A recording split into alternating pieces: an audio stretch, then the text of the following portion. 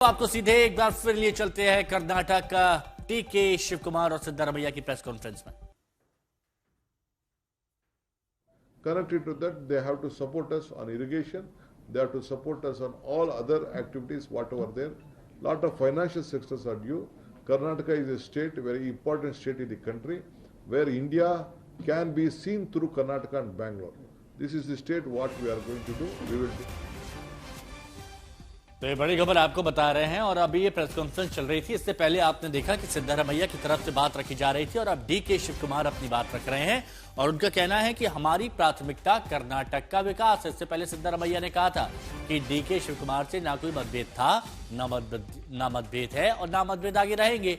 अब डीके शिव कुमार और सिद्धारमैया दोनों का ये कहना है कि हम 2028 पर ध्यान केंद्रित करना चाहते हैं। 2028 के लिए हम एकजुट हैं और 2028 के लिए कांग्रेस को मजबूत कर रहे हैं। हमारे बारे में जानबूझकर भ्रम फैलाया गया है, ये भी डीके की तरफ से कहा गया। कांग्रेस के हाथ मजबूत करने की तैयारी है। कर्नाटक सीएम विवाद पर सिद्धारमैया डीके मिलते हैं और उसके बाद ये प्रेस कॉन्फ्रेंस होती है और कहा जाता है कि बीजेपी ये भ्रम फैला रही है। मतभेद ना कभी था, ना है और ना ही कभी होगा।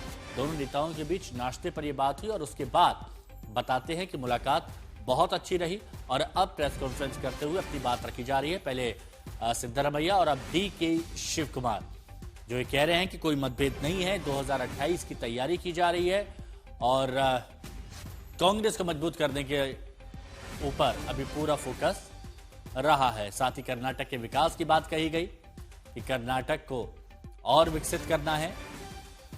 आरोप बीजेपी पर लगे कि बीजेपी ने भ्रम फैलाने की कोशिश की, बीजेपी ने इस तरह का माहौल बनाने की कोशिश की कि डीके शिव कुमार और सिद्धारमैया के बीच में कुछ भी ठीक नहीं है, विवाद चला रहा है, जबकि ऐसा कुछ भी नहीं है। और ये देखिए डीके कह रहे हैं कि हम 2028 पर ध्यान केंद्रित कर रहे हैं। इलेक्शन है 2028 में। कर्नाटक का विकास को प्राथमिकता बताया गया है।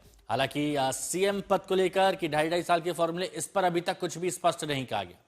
इस पर ना सिद्धारमैया की तरफ से और डीके शिव कुमार की तरफ से कहा गया। हालांकि यह जरूर कहा गया कि आला कमान का ही फैसला माना जाएगा, आला कमान ही फैसला लेगा। ये दोनों की तरफ से कहा गया, चाहे वो डीके शिव कुमार हो या फिर सिद्धारमैया हो। मतभेद की बातों से साफ स्पष्ट इनकार किया है। नाश्ते पर चर्चा हुई थी और उसके बाद प्रेस कॉन्फ्रेंस हुई। प्रेस कॉन्फ्रेंस में बताया गया कि 2028 की रणनीति पर हम बात कर रहे हैं। मतभेद वाली कहीं कोई बात नहीं है। यह सिर्फ बीजेपी की तरफ से भ्रम फैलाने की कोशिश की जा रही थी और कुछ नहीं था।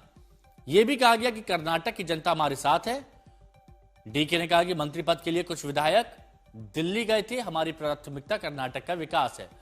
हालांकि अभी भी स्पष्ट जवाब कि क्या सीएम पद को लेकर 2.5 साल कंटिन्यू सिद्धारमैया ही करेंगे या फिर डीके शिव कुमार आएंगे, इस पर स्पष्ट जवाब अभी भी नहीं आया है।